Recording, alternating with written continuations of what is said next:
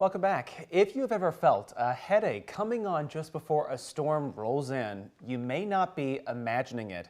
Certain weather changes can actually trigger headaches or even migraines in some people. Joining us today to talk about this is Dr. Faiza Butt, a neurologist with Baylor Scott White. Thanks so much for being here. Of course. Thank you for having me. And good timing to be talking about this. All three of us were just saying we have been experiencing some of these symptoms this week. Right. With this weather rolling in. So talk about what kind of weather changes most commonly trigger these headaches. Is it just rain, or what are we talking about here? So barometric pressure, what exactly is it? It's the pressure of the air around us. So anytime there is rapid fluctuations or changes in the pressure, that brings on migraines in some individuals, not everybody.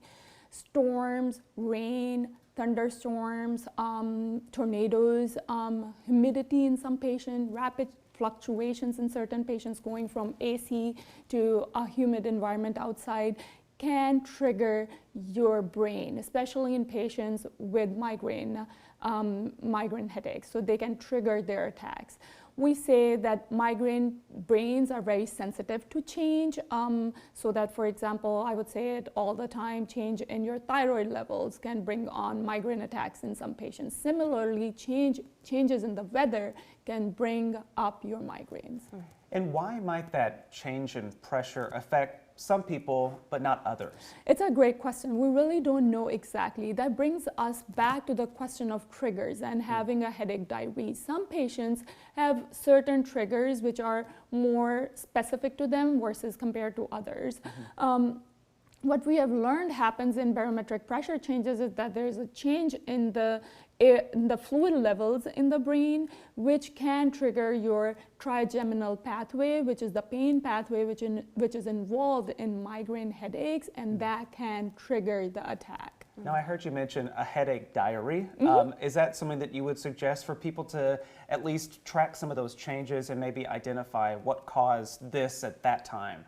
Great question. So I always recommend patients to have a headache diary. Why? Because that will help you determine what exactly is a trigger for you versus me. So for me, barometric pressure changes is a big trigger. Some other patients, it would be stress could be a trigger, dehydration could be a trigger, hot weather could be a trigger for certain patients. For certain patients, physical exertion is a trigger, undersleeping, oversleeping is a trigger. So managing your headache diary help improve or keep you on top of your headache management.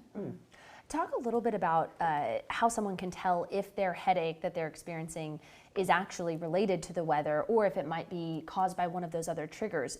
Does it feel different for certain patients? No, so it's basically, barometric pressure triggers your migraine. It still is a migraine, but it is triggered by it. So we recommend patients to keep a track of the weather app.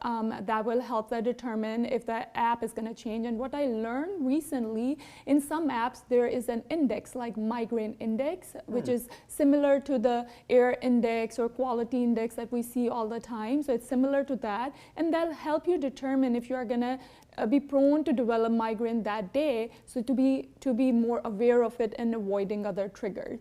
Similarly, some patients would say they have their migraines monthly with menstruation or with certain hormonal changes can bring it up as well, like if they're taking some medications which would trigger it, or some physical exertion, or I'm going through a stressful period. So that is the reason why headache diary is really important, which then connects us to the weather app. Sure. And is there a way for people to maybe address the symptoms? What would you suggest is the best way to try to deal with that? So I'm gonna be more focused on barometric pressure changes. So for example, today, so it's a good day to talk about it, because this week has been, and going forward as well, is what we have learned, just that it's gonna be a lot of changes that we are gonna experience. So if we know that there are rapid fluctuations in the weather, I highly recommend patients to stay hydrated, eat healthy, advocate sleep,